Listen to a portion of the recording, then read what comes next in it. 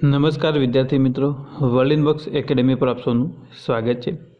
મિત્રો, આજે છે 5 જુલાઈ 2021 અને આજના લેક્ચરમાં આપણે આજના કેટલાક મહત્ત્વના કરંટ અફેર વિશે ચર્ચા કરવાના છીએ કે જે તમારી આગામી પીએસઆઈ કોન્સ્ટેબલ, બિન સચિવાલય તેમજ જીપીએસસી ક્લાસ 1, 2 અને ડીવાયએસઓ એસટીએ તેમજ પીએની પરીક્ષામાં પૂછાઈ શકે તેવા મહત્ત્વના પ્રશ્નોની આપણે સંપૂર્ણ ડિટેલ સાથે ચર્ચા કરવાના છે। તો એ માટે આપણા લેક્ચરને શરૂથી લઈ અને અંત સુધી જોતા રહેજો। તેમજ મિત્રો, તમને આપણું લેક્ચર પસંદ આવે છે તો લેક્ચરને વધુમાં વધુ શેર કરો, જેનાથી વર્લ્ડ ઇન બોક્સ દ્વારા તમને યુટ્યુબના માધ્યમથી સમગ્ર દિવસનું પરીક્ષાલક્ષી મહત્ત્વપૂર્ણ કરંટ અફેર એ પણ માત્ર 15 થી 20 મિનિટની અંદર મળે છે। તો ચોક્કસથી આ લેક્ચરનો લાભ ઉઠાવો અને તૈયારી કરતા દરેક વિદ્યાર્થી સુધી આપણું લેક્ચર પહોંચાડો, જેનાથી એમને પણ ફાયદો થઈ શકે।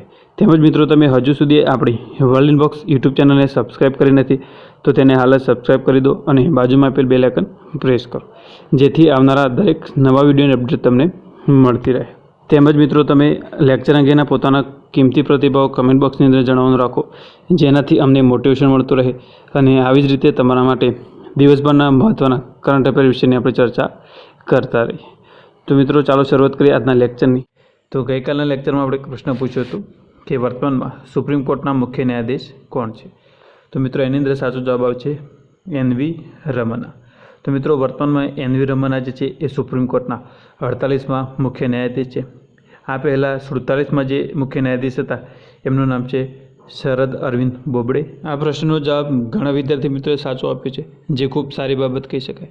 મિત્રો, આવી જ રીતે લેક્ચરના અંતમાં પૂછવામાં આવતા પ્રશ્નનો જવાબ તમે કમેન્ટ બોક્સની અંદર જણાવવાનું રાખો, જેનાથી તમારા જીકેમાં વધારો થઈ શકે। તો મિત્રો, આ સાથે ચાલો શરૂઆત કરીએ આજના લેક્ચરના પહેલા પ્રશ્નથી। તો મિત્રો, આજનો પહેલો પ્રશ્ન છે કે ઉત્તરાખંડના નવા મુખ્યમંત્રી કોણ બન્યા છે? એની અંદર આપણો જવાબ આવે છે પુષ્કરસિંહ ધામી।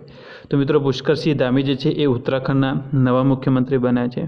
તો વાત કરીએ તો તાજેતરમાં ઉત્તરાખંડના મુખ્યમંત્રી તીરથસિંહ રાવત જે હતા એમણે રાજ્યપાલ બેબી રાની મૌર્યને પોતાનું રાજીનામું આપ્યું છે અને નવા મુખ્યમંત્રી પુષ્કરસિંહ ધામી બન્યા છે, જે બીજેપી યુવા મોરચાના પ્રદેશના અધ્યક્ષ પણ રહી ચૂકેલા છે, તેમજ તેઓ 2 વાર ખટીમાંથી વિધાયક તરીકે પણ ચૂંટાયેલા છે। તો મિત્રો, વાત કરીએ તીરથસિંહ રાવત, તો તીરથસિંહ રાવત જે છે એ આ વર્ષે જ એટલે કે ચાલુ વર્ષમાં માર્ચ મહિનામાં 10 માર્ચે મુખ્યમંત્રી બન્યા હતા અને તેમને તાજેતરમાં જ રાજીનામું આપ્યું છે। તો મિત્રો, અહીંયા વાત છે ઉત્તરાખંડની। તો ઉત્તરાખંડની રાજધાની 2 છે, જેમાં એક છે દહેરાદૂન અને બીજી છે ગેરસેન। મિત્રો, ઉત્તરાખંડના રાજ્યપાલ છે બેબી રાની મૌર્ય અને મુખ્યમંત્રી નવા બન્યા છે પુષ્કરસિંહ ધામી। તેમજ મિત્રો, ઉત્તરાખંડ જે છે એને 2 રાજ્યોની સરહદ સ્પર્શે છે, જેમાં એક છે હિમાચલ પ્રદેશ અને બીજું છે ઉત્તર પ્રદેશ। તેમજ મિત્રો, ઉત્તરાખંડને આંતરરાષ્ટ્રીય સરહદો સ્પર્શે છે, જેમાં એક નેપાળ અને બીજી છે ચાઇના। તો મિત્રો, આ હતી માહિતી ઉત્તરાખંડ વિશેની। ત્યારબાદ જોઈએ આપણો આગળનો પ્રશ્ન। તો તાજેતરમાં કેન્દ્ર સરકારે ખેડૂતોને ખેતી સંબંધિત માહિતી તેમજ હવામાન સંબંધિત અગાઉથી માહિતી આપવા માટે કઈ એપ લોન્ચ કરી છે? તો મિત્રો, એની અંદર આપણો જવાબ આવે છે આત્મનિર્ભર કૃષિ। તો મિત્રો, કેન્દ્ર સરકાર દ્વારા ખેડૂતોને ખેતી સંબંધિત માહિતી તેમજ હવામાનની જે છે એ અગાઉથી માહિતી પૂરી પાડવા માટે આત્મનિર્ભર કૃષિ નામનું એક એપ્લિકેશન લોન્ચ કરવામાં આવ્યું છે। તો આ જે એપ્લિકેશન છે એ કૃષિ સૂચના અને પ્રારંભિક હવામાનની ચેતવણીથી ખેડૂતોને સજ્જ કરવા માટે બનાવવામાં આવી છે। તેમજ મિત્રો, વાત કરીએ આ એપ્લિકેશન વિશે, તો આ એપમાં જે છે એ જમીનનું આરોગ્ય, જમીનનો પ્રકાર, હવામાન, ભેજ અને પાણીના કોષ્ટકને લગતા ડેટા તેમજ ખાતરની જરૂરિયાત અને પાકની પસંદગી તેમજ ખેતીના સ્તરને આધારિત પાણીની જે જરૂરિયાતો છે એના સંબંધિત વ્યક્તિગત આંતરદૃષ્ટિ બનાવવા માટે આને વિશ્લેષણ કરવામાં આવ્યું છે। તો મિત્રો, આ જે એપ્લિકેશન છે એની અંદર જમીનનું આરોગ્ય તેમજ જમીનનો પ્રકાર અને હવામાન, ભેજ તેમજ પાણીના કોષ્ટકને લગતા ડેટા, ખાતર જરૂરિયાતની જે પાકની પસંદગી તેમજ ખેતીના સ્તરને આધારિત પાણીની જરૂરિયાતો હોય એના સંબંધિત વ્યક્તિગત આંતરદૃષ્ટિ બનાવવા માટે અને વિશ્લેષણ સાથે આ એપ્લિકેશન તૈયાર કરવામાં આવેલું છે। તેમજ મિત્રો, અચાનકથી આવતા વરસાદ તેમજ ચક્રવાતના લીધે ખેતીનો જે છે એ નુકસાન થતું હોય છે, તો તેને ટાળવા અને વહેલી તકે ખેડૂતો સજ્જ થઈ શકે એ માટે આ એપ્લિકેશન બનાવવામાં આવેલું છે। ત્યારબાદ જોઈએ મિત્રો આપણો આગળનો પ્રશ્ન। તો તાજેતરમાં કોણે લખનૌમાં બાબા આંબેડકર સ્મારક અને સાંસ્કૃતિક કેન્દ્રની આધારશિલા રાખી છે? તો મિત્રો, એની અંદર આપણો જવાબ આવે છે રાષ્ટ્રપતિ રામનાથ કોવિંદ। તો રાષ્ટ્રપતિ રામનાથ કોવિંદ જે છે એમને ઉત્તર પ્રદેશના લખનૌ ખાતે આંબેડકર સ્મારક અને સાંસ્કૃતિક કેન્દ્રની આધારશિલા રાખી છે। તો વાત કરીએ લખનૌમાં જે આ આંબેડકર સ્મારક બનાવશે તેની અંદર 45.5 કરોડ રૂપિયાના ખર્ચથી બનાવવામાં આવશે, તેમજ એમાં 25 ફૂટ ઊંચી બાબા સાહેબ આંબેડકરની પ્રતિમા હશે, તેમજ એક સભાસાગર અને પુસ્તકાલય, તેમજ અનુસંધાન કેન્દ્ર અને પિક્ચર ગેલેરી, તેમજ સંગ્રહાલય. આ સિવાય એક બહુઉદ્દેશીય સંમેલન કેન્દ્ર પણ અહીંયા બનાવવામાં આવશે. એટલે કે મિત્રો આ જે સ્મારક બનાવવામાં આવશે ત્યાં સાંસ્કૃતિક કેન્દ્ર છે, તેમજ બાબા સાહેબ આંબેડકર છે એમની 25 ફૂટ ઊંચી પ્રતિમા, એક સભાસાગર, પુસ્તકાલય, અનુસંધાન કેન્દ્ર, પિક્ચર ગેલેરી, સંગ્રહાલય અને બહુઉદ્દેશીય સંમેલન કેન્દ્ર પણ બનાવવામાં આવશે.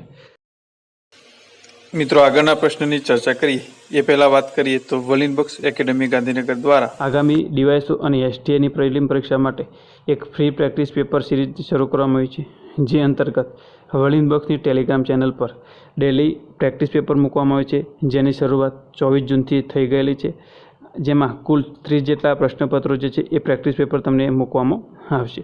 તો મિત્રો તમારી તૈયારીને ચકાસવા માટે ચોક્કસથી આ પેપર જે છે એ તમે સોલ્વ કરવાનું રાખો, જેનાથી તમારી તૈયારી જે છે એમાં તમને કયા વિષયમાં વધુ ધ્યાન આપવું એના વિશે આઈડિયા આવી જશે. તેમજ મિત્રો આ કાર્યક્રમ વિશે વધુ માહિતી માટે તમે આપણા હેલ્પલાઇન નંબર 7575061818 પર કોલ કરીને માહિતી મેળવી શકો છો. તો મિત્રો આ હતી માહિતી વલિન બક્સ દ્વારા શરૂ કરવામાં આવેલ ફ્રી પ્રેક્ટિસ પેપર સિરીઝ વિશેની. ત્યારબાદ જોઈએ મિત્રો આપણો આગળનો પ્રશ્ન, કઈ રાજ્ય સરકારે હેલ્થ એટીએમ સ્થાપિત કરવાની યોજના બનાવી રહી છે? તો મિત્રો એની અંદર આપણો જવાબ આવે છે ઉત્તર પ્રદેશ. તો ઉત્તર પ્રદેશ રાજ્ય સરકાર જે છે એ હેલ્થ એટીએમ સ્થાપિત કરવાની એક યોજના બનાવી રહી છે. તો ઉત્તર પ્રદેશ રાજ્ય સરકાર લોકોને વધુ સારી સ્વાસ્થ્ય સુવિધાઓ પૂરી પાડવા માટે આ હેલ્થ એટીએમ જે છે એની સ્થાપવાની યોજના બનાવી રહી છે. વાત કરીએ આ હેલ્થ એટીએમ વિશેની, તો હેલ્થ એટીએમ જે છે એ રાજ્યના ગામડાઓ તથા નાના શહેરો છે એમાં સ્થાપિત કરવામાં આવશે. આ એટીએમ છે એમાં લોકો તેમનો બોડી માસ ઇન્ડેક્સ, તેમજ blood pressure, metabolic age, body fat, hydration, pulse rate, તેમજ ઊંચાઈ, વજન અને બોડી ટેમ્પરેચર, તેમજ ઓક્સિજનનું લેવલ જે છે એ પણ ચકાસી શકશે. એટલે કે મિત્રો આ જે હેલ્થ એટીએમ સ્થાપિત કરવામાં આવશે તેમાં લોકોને બોડી માસ ઇન્ડેક્સ, તેમજ blood pressure, metabolic age, body fat, hydration, pulse rate, ઊંચાઈ તેમજ વજન અને બોડી ટેમ્પરેચર સિવાય ઓક્સિજનના લેવલને પણ ચકાસી શકાશે. તો મિત્રો અહીંયા વાત છે ઉત્તર પ્રદેશની. તો મિત્રો ઉત્તર પ્રદેશના સ્ટેટિક જીકે વિશે થોડીક ચર્ચા કરી લઈએ. તો ઉત્તર પ્રદેશની રાજધાની લખનઉ છે. ઉત્તર પ્રદેશના મુખ્યમંત્રી યોગી આદિત્યનાથ છે. રાજ્યપાલ છે આનંદીબેન પટેલ.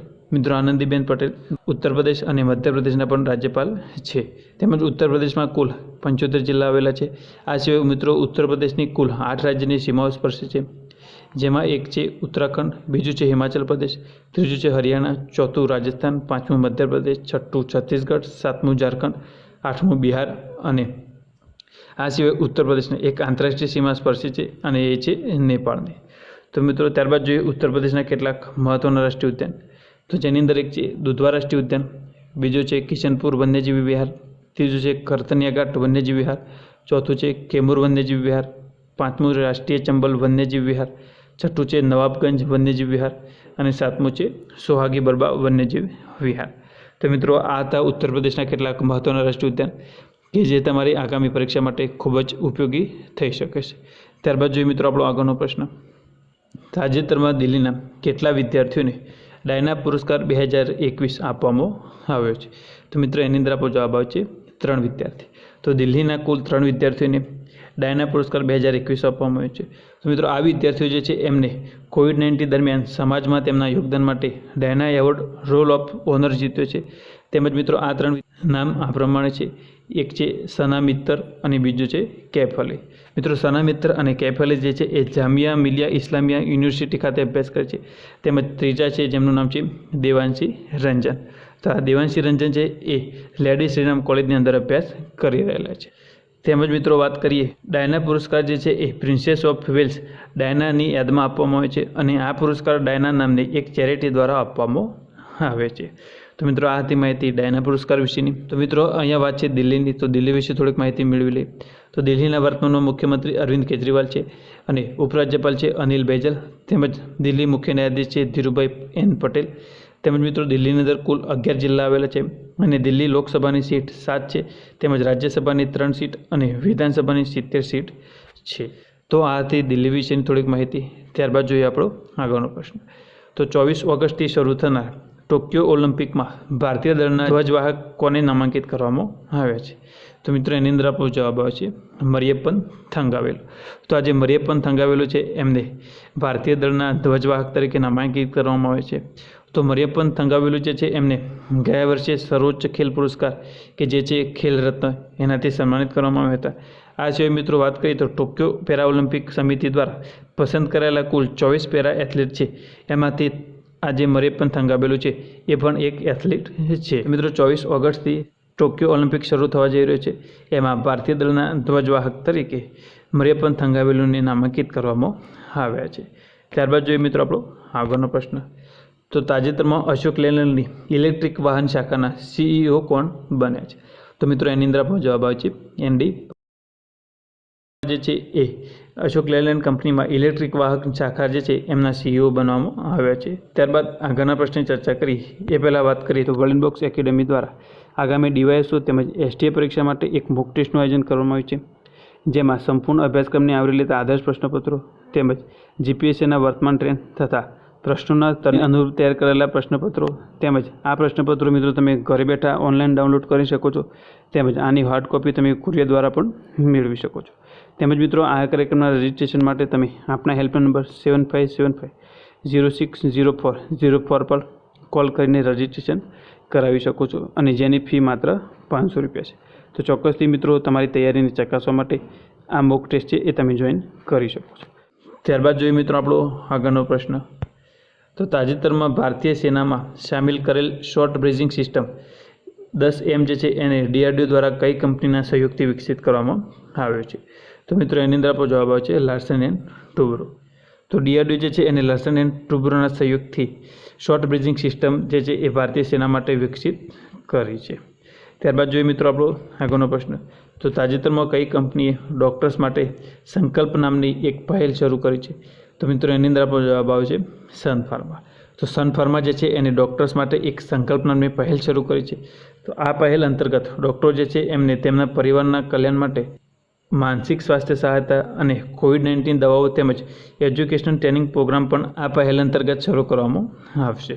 તો મિત્રો સન ફાર્મા જે પહેલ શરૂ કરી છે એ અંતર્ગત ડૉક્ટરની જે પરિવાર હોય એમને માનસિક સ્વાસ્થ્ય સહાયતા તેમજ COVID-19 દવાઓ અને એજ્યુકેશન પ્રોગ્રામ ટ્રેનિંગ પણ પૂરી પાડવામાં આવશે. ત્યારબાદ જોઈએ મિત્રો આપણો આગળનો પ્રશ્ન. તો તાજેતરમાં હુપર ઇન્સ્ટાગ્રામ રીચ લિસ્ટ 2021માં કોણ શીર્ષ ઉપર રહ્યું છે? તો મિત્રો એમાં શીર્ષ ઉપર રહ્યા છે વિરાટ કોહલી. ત્યારબાદ જોઈએ મિત્રો આપણો આગળનો પ્રશ્ન. તો તાજેતરમાં ભારતીય પહેલવાન સુમિત મલેક જે છે એમના પર ડોપિંગના કારણે કેટલા વર્ષનો પ્રતિબંધ લગાવવામાં આવ્યો છે? તો મિત્રો એમાં જવાબ આવે છે 2 વર્ષ. તો આજે ભારતીય પહેલવાન સુમિત મલેક છે એમના પર ડોપિંગના કારણે 2 વર્ષ માટેનો પ્રતિબંધ લગાવવામાં આવ્યો છે. ત્યારબાદ જોઈએ આપણો નેક્સ્ટ પ્રશ્ન. તો તાજેતરમાં આંતરરાષ્ટ્રીય સહકારિતા દિવસ ક્યારે મનાવવામાં આવે? તો મિત્રો એની અંદર જવાબ આવે છે 3 જુલાઈ. તો 3 જુલાઈના રોજ આંતરરાષ્ટ્રીય સહકારિતા દિવસ મનાવવામાં આવ્યો. ત્યારબાદ જોઈએ નેક્સ્ટ પ્રશ્ન. તો વર્તમાનમાં ઝારખંડના રાજ્યપાલ કોણ છે? મિત્રો આ પ્રશ્ન છે એનો જવાબ તમારે કમેન્ટ બોક્સની અંદર જણાવવાનો છે. આ પ્રશ્નના સાચા જવાબની ચર્ચા આપણે નેક્સ્ટ લેક્ચરમાં કરીશું. તો મિત્રો ચોક્કસથી તમારો જવાબ કમેન્ટ બોક્સની અંદર જણાવો. તેમજ મિત્રો તમને આપણું લેક્ચર પસંદ આવે છે તો લેક્ચરને વધુમાં વધુ શેર કરો, જેનાથી તૈયારી કરતા દરેક વિદ્યાર્થી સુધી આપણું લેક્ચર પહોંચી શકે. તો મિત્રો આ સાથે જ આજના કેટલાક મહત્ત્વના જે કરંટ અફેરના પ્રશ્નો હતા તેની આપણે સંપૂર્ણ ડિટેલ, ફેક ડેટા અને તેને લગતા સ્ટ્રેટેજી સાથે ચર્ચા કરી છે, જેનાથી આવનારી દરેક પરીક્ષાની અંદર કરંટ અફેરનો કોઈ પણ પ્રશ્ન પૂછાય તો એનો જવાબ તમને 100% આવડશે. તેમજ મિત્રો તમને આપણું લેક્ચર પસંદ આવે છે તો લેક્ચર અંગેના જે પ્રતિભાવો છે એ તમે કમેન્ટ બોક્સની અંદર જણાવવાનું રાખો, જેનાથી અમને મોટિવેશન મળતું રહે અને આવી જ રીતે તમારા માટે કરંટ અફેરના જે મહત્ત્વના પ્રશ્નો છે એની આપણે પરીક્ષાલક્ષી સંપૂર્ણ ડિટેલની અંદર ચર્ચા કરીએ, જેનાથી તમને પણ પરીક્ષામાં ફાયદો થઈ શકે. તેમજ મિત્રો તમે હજુ સુધી આપણે વર્લ્ડ ઇન બોક્સ યુટ્યુબ ચેનલને સબસ્ક્રાઈબ કરી નથી તો તેને હાલ સબસ્ક્રાઈબ કરી દો અને બાજુમાં આપેલ બેલ આઇકન પ્રેસ કરો, જેથી આવનારા દરેક નવા વિડીયોની અપડેટ તમને મળતી રહે. તેમજ મિત્રો વર્લ્ડ ઇન બોક્સ જે છે એને તમે વિવિધ સોશિયલ મીડિયા પર પણ ફોલો કરી શકો છો. આ સિવાય વર્લ્ડ ઇન બોક્સ દ્વારા ચલાવવામાં આવતા સ્પર્ધાત્મક પરીક્ષાઓના કોર્સને પરચેસ કરવા તેમજ એ કોર્સ વિશેની માહિતી મેળવવા માટે તમે આપણા હેલ્પલાઇન નંબર 8238238787 પર કોલ કરીને માહિતી મેળવી શકો છો. તો મિત્રો આ સાથે જ આપણા લેક્ચરને અંત સુધી જોવા માટે આપનો આભાર. ફરીથી મળીએ નેક્સ્ટ લેક્ચરમાં.